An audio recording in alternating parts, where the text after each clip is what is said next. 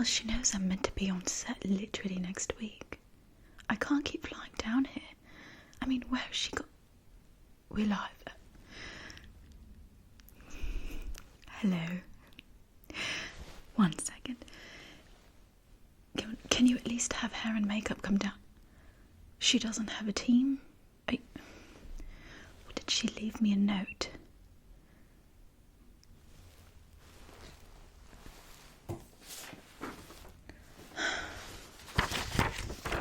Fine.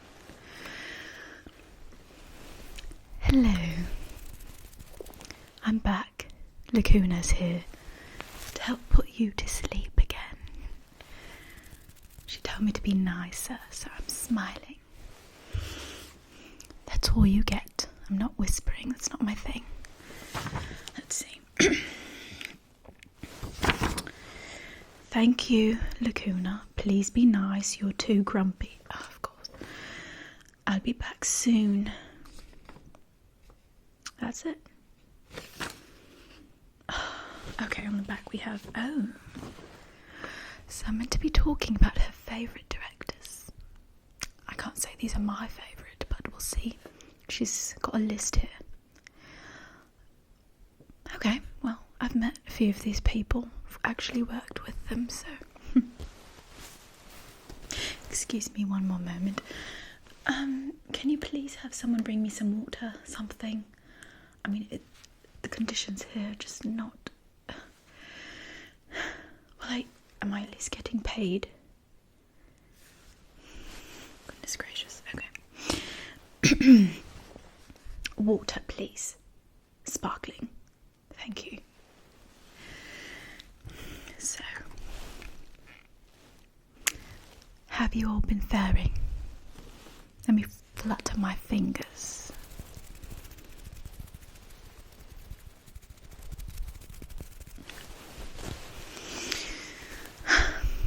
Okay, so we've got our favourite directors part 2. Interesting, so I guess there was a part 1 at some point, who cares? Up first we have Guillermo del Toro. Lovely man, I've worked with him before, he's great. We have in parentheses here Crimson Peak, The Shape of Water, Pan's Labyrinth. All great films. You know, one thing about Guillermo that he does amazingly well is he is almost perfect at merging fantasy, horror and romance. I mean, it's done so well, specifically with the one that she's mentioned. Crimson Peak, which gets a lot of unnecessary hate, honestly. I think it's a really good film with a great cast. You know, Jessica Chastain, lovely woman. Tom Hiddleston. You know, it's really a great film. It's got the perfect amount of horror, romance. You know, it's fantasy elements. It's gothic romance. It's perfect. Oh, and then there was Nightmare Alley, which she doesn't have here, but I'm going to throw that one in. So good. It was actually nominated, I think, for Best Picture, last year's Oscar nominations, Best Production Design, Best Costume Design. It was nominated in a ton of categories, and rightfully so. Very good film.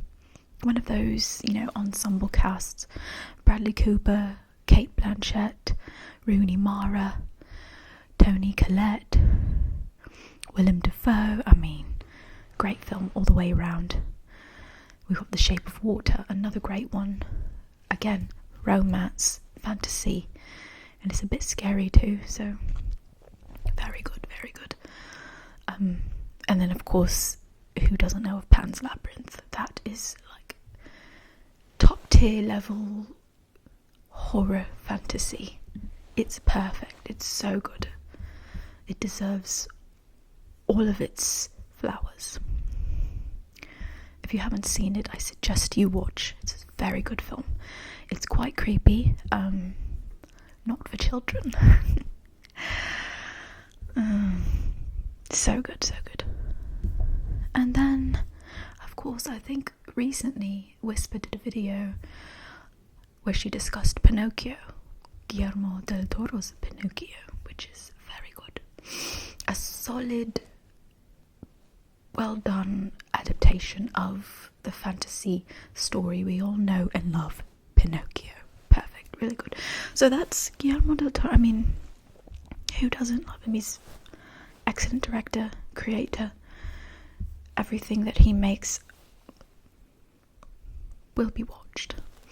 Moving on. Oh, that's a name I haven't seen in a while. Pedro Almodóvar. She has here in parentheses, The Skin I Live In. That's a good film. Parallel Mothers with a question mark. I'm assuming she hasn't seen that one, but it should be mentioned. And Bad Education.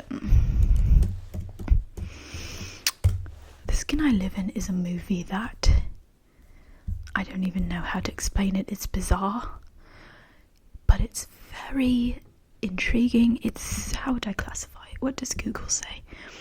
It's a thriller drama. Yeah, it's a bit, and it's got some mystery elements there too. But yeah, very good. Very, very good movie. It's got some twists, I think, if I recall. Yeah, it's a good film. Solid. Bad Education's really good too. That one's interesting. Worth watching. And then yeah, Parallel Mothers came out last year, and I believe, if I'm recalling correctly, yes.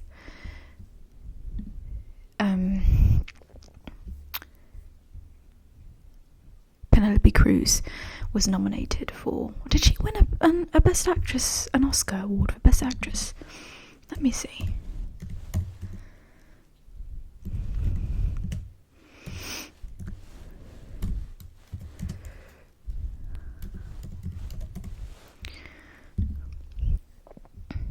Yes, she did. She won for Best Actress. This was the movie, and it was directed by Pedro Almodóvar, so probably worth a watch at some point. It's on my list at least. So yeah, he's a good director. I guess he's one of her favourites. Moving on. Ooh, Damien Chazelle. Oh, where do I even begin with this brilliant creator?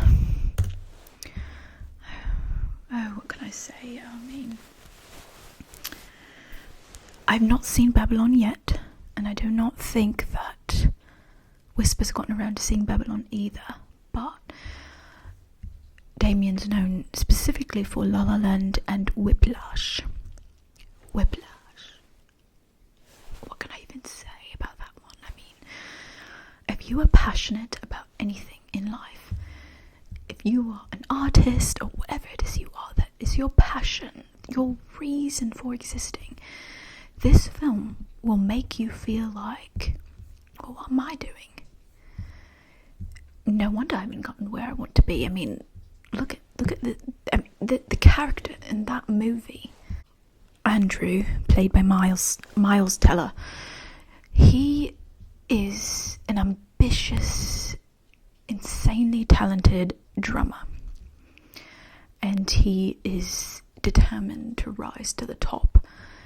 He's going to this music school or conservatory, and one of his teachers, Terence Fletcher, played by J.K. Simmons, amazing actor, is intense, kind of insane, and as a result, the student is literally in the jaws of insanity because of his ambition to achieve what he wants to achieve with his career. I mean, he literally almost dies. It's so good. He spirals into this obsessive, quest to be perfect, and it costs him nearly everything. Such a good movie. If you are feeling, this is something I would watch if I were feeling a bit uninspired with something that I'm passionate about, and I needed that extra not to say that it's healthy in any way, the behaviour in this movie, but it's like, you understand, if you want something bad enough, you're willing to do whatever it takes to get there. I mean, I don't know what Whisper would say about that, but I'm telling you, it's something that you cannot live without. The idea of not reaching this thing, not pursuing this passion, is worse than death. And this is a movie that I think paints that picture and portrays it really, really well. So that's Whiplash.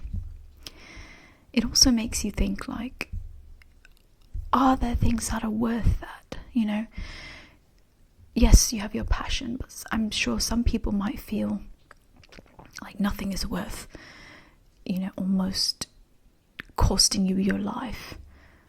Nothing is worth obsessing over that much. I guess it just depends. I think there may be two kinds of people. People who have those kind of passions that drive them to near madness, and then people who kind of lukewarm about life, you know? Anyway, La La Land. Damien Chazelle's you can tell he puts his heart and soul into these movies. La La Land is something that I think every person should watch. I don't even like musicals, but I think they're boring, uninspiring. It really depends, you know, but this one was just, it's heavy. Even for me, it was heavy. It was beautiful. Again, another film where about reaching your dreams, reaching your highest potential, and what it may cost. It's beautiful. It says here, Sebastian and Mia are drawn together by their common desire to do what they love, but as success mounts, they are faced with decisions that begin to fray the fragile fabric. I love that. Fray the fragile fabric of their love affair. And the dreams they worked so hard to maintain in each other threaten to rip them apart. Oh, God. Perfectly said, Google. Good job. I mean, it's got a bitter, sweet ending, you know? You're rooting for them, you're rooting for her, and it's just, if you haven't seen this movie, don't even speak to me. Moving on. Next on our list, we have Denis Villeneuve. This is a director that he has got a very interesting technique with film. Not really technique, I'd just say that his stories are so... There's such a... It's a scale, it's like... They're all very, very different. You cannot place any one film that he does in a box. You have Prisoners, which is something that's very realistic. It's about being brought to the brink of it's about the question of morality and what you would do and how far you could go if you were pushed, if someone you love was in trouble. And it's such a good movie. Oh my God, it's one of my favourites personally, and Whisper does have good taste, I have to admit. It's one of those movies that really makes you feel like, would I do that? Could I see myself doing that? Basically, the premise of the movie is these two children go missing, and Hugh Jackman, the father of one of the children, takes matters in his own hands after he feels like the detective, played by Jake Gyllenhaal, is not doing enough. And he takes matters in his own hands and goes after who he thinks is responsible for the abduction of his children, and basically tortures him to get the answer out, only to find out that person was innocent and it was someone else all along.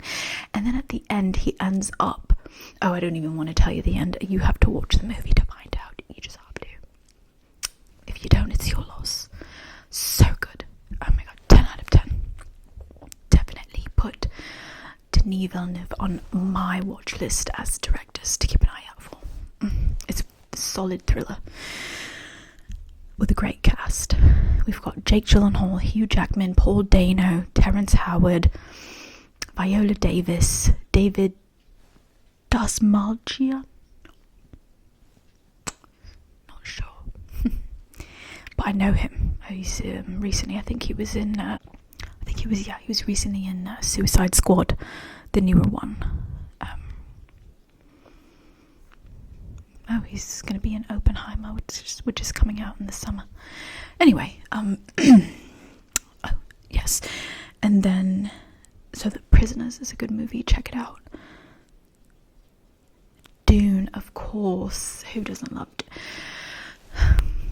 That movie racked up. I mean, it was nominated in so many categories. The visuals are stunning in that movie, and the direction that Denis went with Dune was just casting choice, I think, was perfect. Everything in that movie perfect, and Dune Part 2 is coming out this year, so that's going to be exciting. Enemy. If you like movies about doppelgangers, you know, the mythology of the doppelganger is basically you have a person who looks just like another person, and like literally like exact copy, and the mythology is that they're here to kind of like ruin your life and make things really complicate things in your life. They're supposed to be very mischievous, but to the extent that is like very dangerous. So the doppelganger mythology, this movie does it really well. Enemy, again with Jake Gyllenhaal, so I think Denis likes working with him, but that's a really good movie. And I think Sarah Gadon, who's in it as well, she does not get her flowers enough. I think she's a really great actress, but it's one of those kind of like ambiguous ending we kind of have to figure out what does that mean, but it's really done well. It says here, a mild-mannered college professor discovers a lookalike actor and delves into the other man's private affairs. It's very interesting. Another movie that is going back to doppelgangers. I mean, it's not on the list here, but whatever. That's really good. Oh god, I forget the name. What was the name of that film? I know it has Jesse Eisenberg in it. The Double. Yes, The Double is really good. That's another really good doppelganger movie. So if you like Enemy, if you've seen it, you should check out The Double. That's a really good one. And then there's a Bollywood film called Paheli, P-A-H-E-L-I. That's another really good one. Again, with the doppelganger thing kind of going on, that's a bit different. And then another one that's really good is called The One I Love. Oh my god, this movie's so underrated. I don't think I hear anyone talking about it,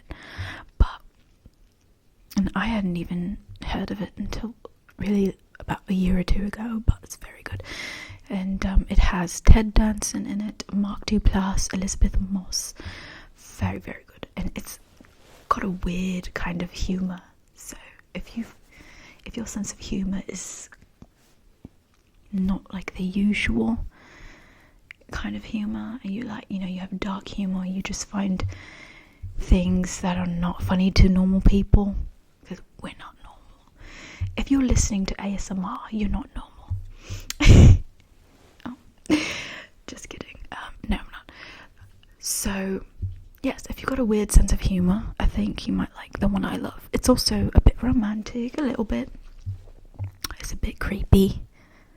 But yeah, very good movie. So that's on doppelganger stuff. But yeah, so that's part 2 for her. Guillermo del Toro, Pedro Almodóvar, Damien Chazelle, and Denis Villeneuve. So that's a pretty solid part 2. There probably will be a part 3, of course, because there's so many directors. Let's see if I can add. I know I'm supposed to... I want to add my own. Oh, come on. Are you serious?